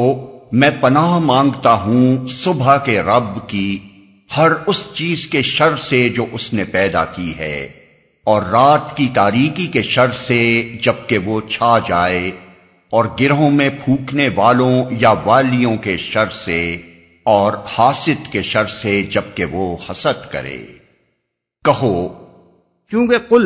یعنی کہو کا لفظ اس پیغام کا ایک حصہ ہے جو تبلیغ رسالت کے لیے نبی صلی اللہ علیہ وسلم پر بذریعہ وحی نازل ہوا ہے، اس لیے اگرچہ اس ارشاد کے اولین مخاطب تو رسول اللہ صلی اللہ علیہ وسلم ہی ہیں، مگر آپ کے بعد ہر مومن بھی اس کا مخاطب ہے۔ پناہ مانگتا ہوں۔ پناہ مانگنے کے فعل میں لازماً 3 اجزاء شامل ہوتے ہیں، ایک بجائے خود پناہ مانگنا، دوسرے پناہ مانگنے والا، تیسرا وہ جس کی پناہ مانگی جائے۔ پناہ مانگنے سے مراد کسی چیز سے خوف محسوس کر کے اپنے آپ کو اس سے بچانے کے لیے کسی دوسرے کی حفاظت میں جانا، یا اس کی آڑ لینا، یا اس سے لپٹ جانا، یا اس کے سائے میں چلا جانا ہے۔ پناہ مانگنے والا بہرحال وہی شخص ہوتا ہے جو محسوس کرتا ہے کہ جس چیز سے وہ ڈر رہا ہے اس کا مقابلہ وہ خود نہیں کر سکے گا، بلکہ وہ اس کا حاجت مند ہے کہ اس سے بچنے کے لیے دوسرے کی پناہ لے۔ پھر جس کی پناہ مانگی جاتی ہے وہ لازماً کوئی ایسا ہی شخص یا وجود ہوتا ہے جس کے متعلق پناہ لینے والا یہ سمجھتا ہے کہ اس خوفناک چیز سے وہی اس کو بچا سکتا ہے۔ اب پناہ کی ایک قسم تو وہ ہے جو قوانین طبعی کے مطابق عالم اسباب کے اندر کسی محسوس مادی چیز یا شخص یا طاقت سے حاصل کی جاتی ہے، مثلا دشمن کے حملے سے بچنے کے لیے کسی قلعے میں پناہ لینا، یا گولیوں کی بوچھاڑ سے بچنے کے لیے خندق، یا کسی دمدمے یا کسی دیوار کی آڑ لینا، یا کسی طاقتور ظالم سے بچنے کے لیے کسی انسان یا قوم یا حکومت کے پاس پناہ لینا، یا دھوپ سے بچنے کے لیے کسی درخت یا عمارت کے سائے میں پناہ لینا۔ بخلاف اس کے دوسری قسم وہ ہے جس میں ہر طرح کے خطرات اور ہر طرح کی مادی، اخلاقی یا روحانی مضرتوں اور نقصان رساں چیزوں سے کسی فوق الفطری ہستی کی پناہ اس عقیدے کی بنا پر مانگی جاتی ہے کہ وہ ہستی عالم اسباب پر حکمراں ہے، اور بالاتر از حس و ادراک طریقے سے وہ اس شخص کی ضرور حفاظت کر سکتی ہے جو اس کی پناہ ڈھونڈ رہا ہے۔ پناہ کی یہ دوسری قسم ہی نہ صرف سورہ فلق اور سورہ ناس میں مراد ہے، بلکہ قرآن و حدیث میں جہاں بھی اللہ تعالیٰ کی پناہ مانگنے کا ذکر کیا گیا ہے اس سے مراد یہی خاص قسم کی پناہ ہے، اور عقیدہ توحید کا لازمہ یہ ہے کہ اس نوعیت کا تعوذ یا استعاذہ یعنی پناہ مانگنا اللہ کے سوا اور کسی سے نہ کیا جائے۔ مشرکین اس نوعیت کا تحفظ اللہ کے سوا دوسری ہستیوں مثلا جنوں یا دیویوں اور دیوتاؤں سے مانگتے تھے، اور آج بھی مانگتے ہیں۔ مادہ پرست لوگ اس کے لیے بھی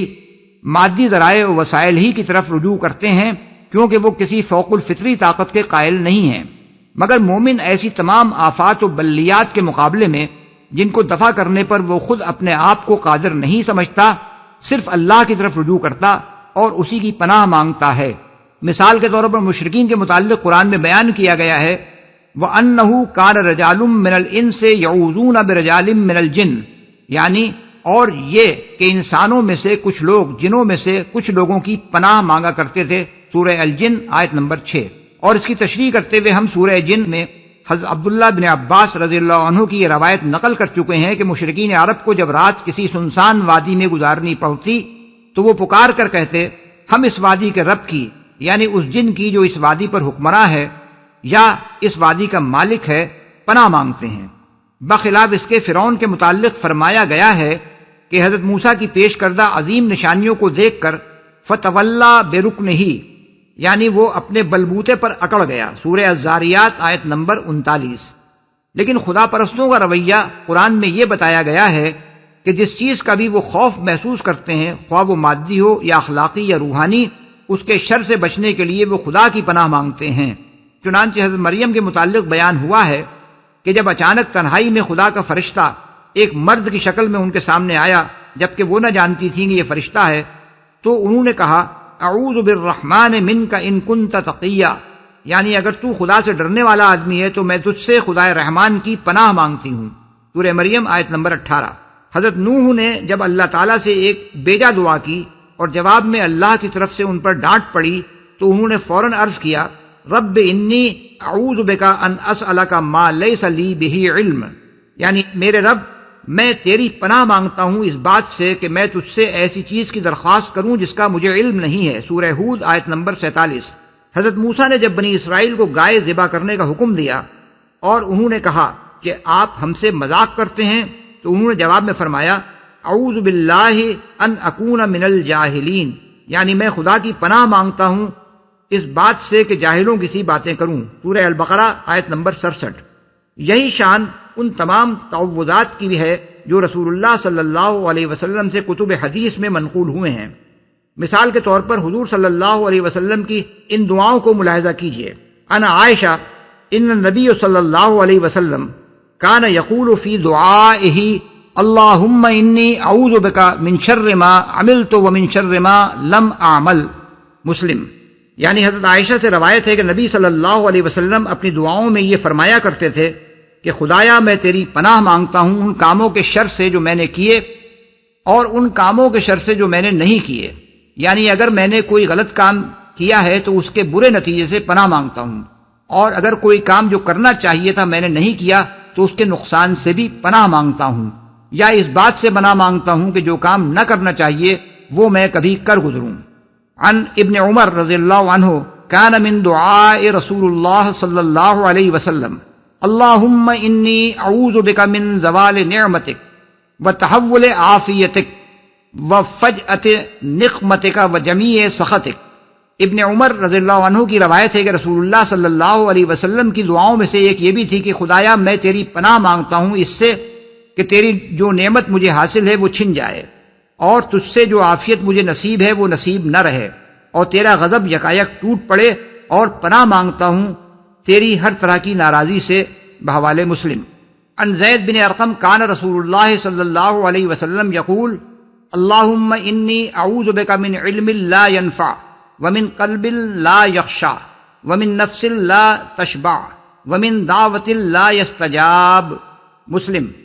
زید بن ارقم کی روایت ہے کہ نبی صلی اللہ علیہ وسلم فرمایا کرتے تھے خدایا میں تیری پناہ مانگتا ہوں اس علم سے جو نافع نہ ہو، اس دل سے جو تیرا خوف نہ کرے، اس نفس سے جو کبھی سیر نہ ہو، اور اس دعا سے جو قبول نہ کی جائے۔ عن ابی ہریرہ کان رسول اللہ صلی اللہ علیہ وسلم یقول اللہم انی اعوذ بک من الجوع فإنہ بیس الضجیع وَأَعُوذُ بِكَ مِنَ الْخِيَانَةِ فَإِنَّهُ بِئْسَتِ الْبِطَانَةِ، ابو داؤد۔ حضرت ابو ہریرہ رضی اللہ عنہ کی روایت ہے کہ رسول اللہ صلی اللہ علیہ وسلم فرماتے تھے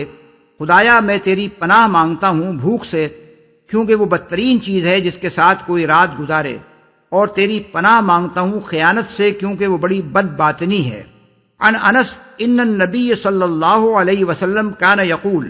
اللہم انی اعوذ بک من البرص والجنون والجزام والسیء الاسقام، ابو داؤد۔ یعنی حضرت انس کی روایت ہے کہ رسول اللہ صلی اللہ علیہ وسلم فرمایا کرتے تھے خدایا میں تیری پناہ مانگتا ہوں کوڑھ اور جنون اور جزام اور تمام بری بیماریوں سے۔ ان عائشہ ان النبی صلی اللہ علیہ وسلم کان یدعو بہؤلاء الکلمات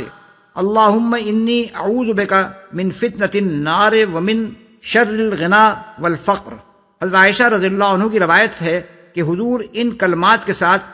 دعا مانگا کرتے تھے خدایا میں تیری پناہ مانگتا ہوں آگ کے فتنے سے اور مالداری اور مفلسی کے شر سے۔ بحوالہ ترمذی و ابو داود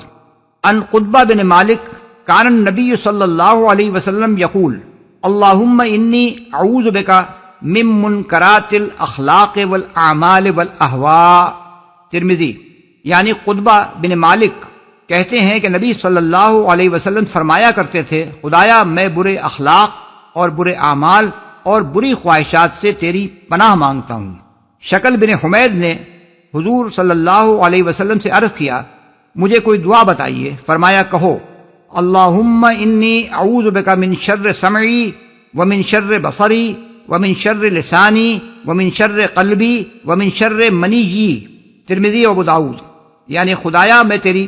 پناہ مانگتا ہوں اپنی سماعت کے شر سے اور اپنی بصارت کے شر سے اور اپنی زبان کے شر سے اور اپنے دل کے شر سے اور اپنی شہوت کے شر سے۔ عن انس بن مالک کان رسول اللہ صلی اللہ علیہ وسلم یقول اللہم انی اعوذ بک من العجز والکسل والجبن والحرم والبخل واعوذ بک من عذاب القبر ومن فتنة المحیاء والممات، وفی روایت لمسلم وضلع الدین وغلبۃ الرجال۔ بخاری و مسلم یعنی انس بن مالک کی روایت ہے کہ رسول اللہ صلی اللہ علیہ وسلم فرمایا کرتے، خدایا میں تیری پناہ مانگتا ہوں عاجزی اور سستی اور بزدلی اور بڑھاپے اور بخل سے، اور تیری پناہ مانگتا ہوں قبر کے عذاب اور زندگی و موت کے فتنے سے۔ اور مسلم کی ایک روایت میں یہ بھی ہے، اور قرض کے بوجھ سے اور اس بات سے کہ لوگ مجھ پر غالب ہوں۔ ان خولہ بنت حکیم سلمیہ سمعت رسول اللہ صلی اللہ علیہ وسلم یقول من نزل منزلا ثم قال اعوذ بکلمات اللہ تامات من شر ما خلق لم يضره شيء حتى يرتحل من ذلك المنزل۔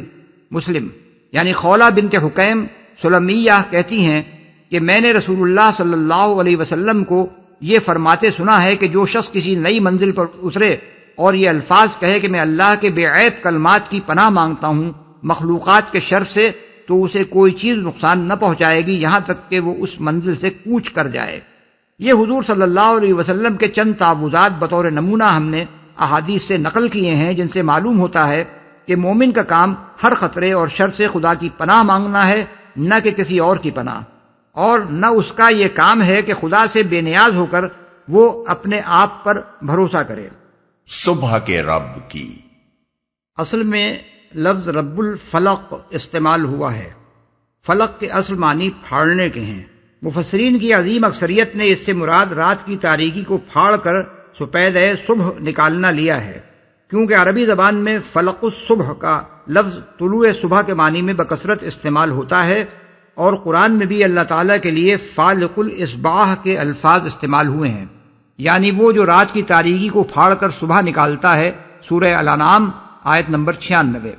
فلق کے دوسرے معنی خلق بھی لیے گئے ہیں،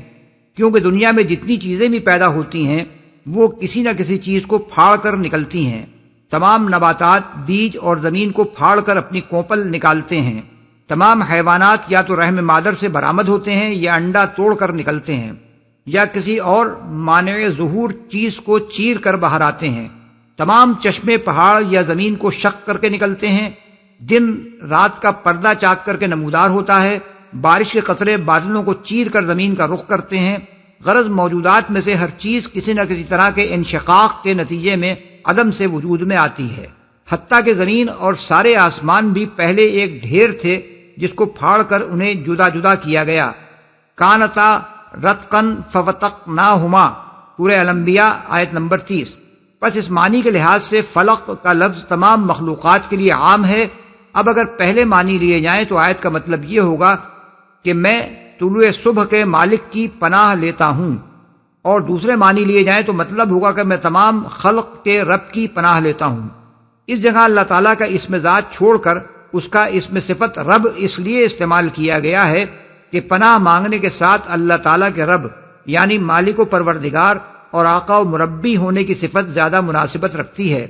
پھر رب الفلق سے مراد اگر طلوع صبح کا رب ہو تو اس کی پناہ لینے کے معنی یہ ہوں گے کہ جو رب تاریکی کو چھانٹ کر صبح روشن نکالتا ہے میں اس کی پناہ لیتا ہوں تاکہ وہ آفات کے ہجوم کو چھانٹ کر میرے لیے عافیت پیدا کر دے۔ اور اگر اس سے مراد رب خلق ہو تو معنی یہ ہوں گے کہ میں ساری خلق کے مالک کی پناہ لیتا ہوں تاکہ وہ اپنی مخلوق کے شر سے مجھے بچائے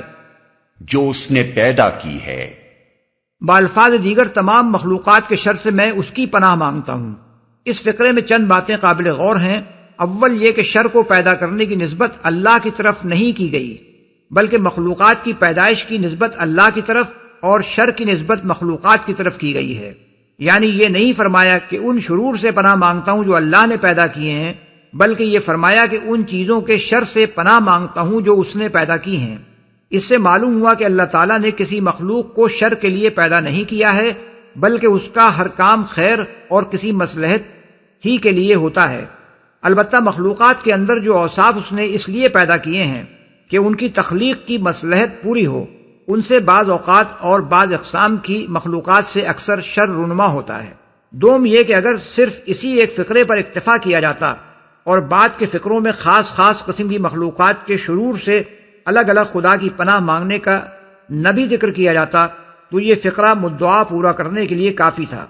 کیونکہ اس میں ساری ہی مخلوقات کے شر سے خدا کی پناہ مانگ لی گئی ہے۔ اس عام استعاذے کے بعد چند مخصوص شرور سے پناہ مانگنے کا ذکر خود بخود یہ معنی دیتا ہے کہ ویسے تو میں خدا کی پیدا کی ہوئی ہر مخلوق کے شر سے خدا کی پناہ مانگتا ہوں،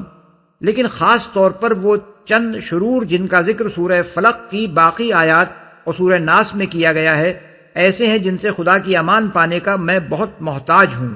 سوم یہ کہ مخلوقات کے شر سے پناہ حاصل کرنے کے لیے موزوں ترین اور مؤثر ترین استعاذہ اگر کوئی ہو سکتا ہے تو وہ یہ ہے کہ ان کے خالق کی پناہ مانگی جائے، کیونکہ وہ بہرحال اپنی مخلوق پر غالب ہے اور ان کے ایسے شرور کو بھی جانتا ہے جنہیں ہم جانتے ہیں اور ایسے شرور سے بھی واقف ہے جنہیں ہم نہیں جانتے۔ لہذا اس کی پناہ گویا اس حاکم اعلیٰ کی پناہ ہے جس کے مقابلے کی طاقت کسی مخلوق میں نہیں ہے، اور اس کی پناہ مانگ کر ہم ہر مخلوق کے ہر شر سے اپنا بچاؤ کر سکتے ہیں، خواہ وہ ہمیں معلوم ہو یا نہ ہو۔ نیز اس میں دنیا ہی کے نہیں آخرت کے بھی ہر شر سے استعاذہ شامل ہے۔ چہارم یہ کہ شر کا لفظ نقصان، ضرر، تکلیف اور الم کے لیے بھی استعمال ہوتا ہے، اور ان اسباب کے لیے بھی جو نقصان و ضرر اور تکلیف و الم کے موجب ہوتے ہیں، مثلا بیماری، بھوک، کسی حادثے جنگ میں زخمی ہونا، آگ سے جل جانا، سانپ بچھو وغیرہ سے ڈسا جانا، اولاد کی موت کے غم میں مبتلا ہونا، اور ایسے ہی دوسرے شرور پہلے معنی میں شر ہیں، کیونکہ یہ بجائے خود تکلیف اور اذیت ہیں، بخلاف اس کے مثال کے طور پر کفر، شرک اور ہر قسم کے گناہ اور ظلم دوسرے معنی میں شر ہیں، کیونکہ ان کا انجام نقصان اور ضرر ہے، اگرچہ بظاہر ان سے فی الوقت کوئی تکلیف نہ پہنچتی ہو، بلکہ بعض گناہوں سے لذت ملتی یا نفع حاصل ہوتا ہو۔ پس شر سے پناہ مانگنا ان دونوں مفہومات کا جامع ہے۔ پنجم یہ کہ شر سے پناہ مانگنے میں دو مفہوم اور بھی شامل ہیں۔ ایک یہ کہ جو شر واقع ہو چکا ہے بندہ اپنے خدا سے دعا مانگ رہا ہے کہ وہ اسے دفع کر دے۔ دوسرے یہ کہ جو شر واقع نہیں ہوا ہے بندہ یہ دعا مانگ رہا ہے کہ خدا مجھے اس شر سے محفوظ رکھے جبکہ وہ چھا جائے۔ مخلوقات کے شر سے عموماً خدا کی پناہ مانگنے کے بعد اب بعض خاص مخلوقات کے شر سے خصوصیت کے ساتھ پناہ مانگنے کی تلقین کی جا رہی ہے۔ آیت میں غاسقن اذا وقب کے الفاظ استعمال ہوئے ہیں۔ غاسق کے لغوی معنی تاریخ کے ہیں، چنانچہ قرآن میں ایک جگہ ارشاد ہوا ہے اقم الصلاۃ لدلوک الشمس الی غسق اللیل، یعنی نماز قائم کرو زوال آفتاب کے وقت سے رات کے اندھیرے تک، سورہ بنی اسرائیل آیت نمبر 78۔ اور وقب کے معنی داخل ہونے یا چھا جانے کے ہیں۔ رات کی تاریکی کے شر سے خاص طور پر اس لیے پناہ مانگنے کی تلقین کی گئی ہے کہ اکثر جرائم اور مظالم رات ہی کے وقت ہوتے ہیں، موذی جانور بھی رات ہی کو نکلتے ہیں، اور عرب میں طوائف الملوکی کا جو حال ان آیات کے نزول کے وقت تھا اس میں تو رات بڑی خوفناک چیز تھی، اس کے اندھیرے میں چھاپہ مار نکلتے تھے اور بستیوں پر غارت گری کے لیے ٹوٹ پڑتے تھے۔ جو لوگ رسول اللہ صلی اللہ علیہ وسلم کی جان کے درپے تھے وہ بھی رات ہی کے وقت آپ کو قتل کر دینے کی تجویزیں سوچا کرتے تھے تاکہ قاتل کا پتہ نہ چل سکے۔ اس لیے ان تمام شرور و آفات سے خدا کی پناہ مانگنے کا حکم دیا گیا جو رات کے وقت نازل ہوتی ہیں۔ یہاں اندھیری رات کے شر سے طلوع فجر کے رب کی پناہ مانگنے میں جو لطیف مناسبت ہے وہ کسی صاحب نظر سے پوشیدہ نہیں رہ سکتی۔ اس آیت کی تفسیر میں ایک اشکال یہ پیش آتا ہے کہ متعدد صحیح احادیث میں حضرت عائشہ رضی اللہ عنہا کی روایت آئی ہے کہ رات کو چاند نکلا ہوا تھا، رسول اللہ صلی اللہ علیہ وسلم نے میرا ہاتھ پکڑ کر اس کی طرف اشارہ کیا اور فرمایا کہ اللہ کی پناہ مانگو، حاذ الغاسق اذا وقب، یعنی یہ الغاسق اذا وقب ہے، بحوالے احمد، ترمذی، نسائی، ابن جریر، ابن المنذر، حاکم، ابن مردویہ۔ اس کی تعویل میں بعض لوگوں نے کہا ہے اذا وقب کا مطلب یہاں اذا خسف ہے، یعنی جبکہ وہ گہنا جائے یا چاند گرہن اس کو ڈھانک لے۔ لیکن کسی روایت میں بھی یہ نہیں آیا ہے کہ جس وقت حضور صلی اللہ علیہ وسلم نے چاند کی طرف اشارہ کر کے یہ بات فرمائی تھی اس وقت وہ گرہن میں تھا۔ اور لغت عرب میں بھی اذا وقب کے معنی اذا خسف کے کسی طرح نہیں ہو سکتے۔ ہمارے نزدیک اس حدیث کی صحیح تعویل یہ ہے کہ چاند نکلنے کا وقت چونکہ رات ہی کو ہوتا ہے، دن کو اگر چاند آسمان پر ہوتا بھی ہے تو روشن نہیں ہوتا، اس لیے حضور صلی اللہ علیہ وسلم کے ارشاد کا مطلب یہ ہے کہ اس کے یعنی چاند کے آنے کے وقت یعنی رات سے خدا کی پناہ مانگو، کیونکہ چاند کی روشنی مدافعت کرنے والے کے لیے اتنی مددگار نہیں ہوتی جتنا حملہ کرنے والے کے لیے ہوتی ہے، اور جرم کا شکار ہونے والے کے لیے اتنی مددگار نہیں ہوتی جتنی مجرم کے لیے ہوا کرتی ہے۔ اسی بنا پر حدیث میں رسول اللہ صلی اللہ علیہ وسلم کا ارشاد ہے ان الشمس اذا غربت انتشرت الشیاطین فاکفتوا صبیانکم واحبسوا مواشیکم حتی تذهب فحمۃ العشاء، یعنی جب سورج غروب ہو جائے تو شیاطین ہر طرف پھیل جاتے ہیں، لہذا اپنے بچوں کو گھروں میں سمیٹ لو اور اپنے جانوروں کو باندھ رکھو جب تک رات کی تاریکی ختم نہ ہو جائے۔ پھونکنے والوں کے شر سے۔ اصل الفاظ ہیں نفاثات فی العقد، عقد جمع ہے عقدے کی جس کے معنی گرہ کے ہیں، جیسی مثلا تاگے یا رسی میں ڈالی جاتی ہے۔ نفس کے معنی پھونکنے کے ہیں۔ نفاثات جمع ہے نفاسہ کی، جس کو اگر علامہ کی طرح سمجھا جائے تو مراد بہت پھونکنے والے مرد ہوں گے، اور اگر اسے مؤنث کا صیغہ سمجھا جائے تو مراد بہت پھونکنے والی عورتیں بھی ہو سکتی ہیں، اور نفوس یا جماعتیں بھی، کیونکہ عربی میں نفس اور جماعت دونوں مؤنث ہیں۔ گرہ میں پھونکنے کا لفظ اکثر بلکہ تمام تر مفسرین کے نزدیک جادو کے لیے استعارہ ہے، کیونکہ جادوگر عموماً کسی ڈور یا دھاگے میں گرہ دیتے اور اس پر پھونکتے جاتے ہیں۔ پس آیت کا مطلب یہ ہے کہ میں طلوع فجر کے رب کی پناہ مانگتا ہوں جادوگروں یا جادوگرنیوں کے شر سے۔ اس مفہوم کی تائید وہ روایات بھی کرتی ہیں جن میں بتایا گیا ہے کہ رسول اللہ صلی اللہ علیہ وسلم پر جب جادو ہوا تھا تو جبرائیل علیہ السلام نے آ کر حضور صلی اللہ علیہ وسلم کو معوذتین پڑھنے کی ہدایت کی تھی، اور معوذتین میں یہی ایک فقرہ ہے جو براہ راست جادو سے تعلق رکھتا ہے۔ ابو مسلم اصفہانی اور زمخشری نے نفاثات فی العقد کا ایک اور مفہوم بھی بیان کیا ہے، اور وہ یہ ہے کہ اس سے مراد عورتوں کی مکاری اور مردوں کے عزائم اور آرا اور خیالات پر ان کی اثر اندازی ہے،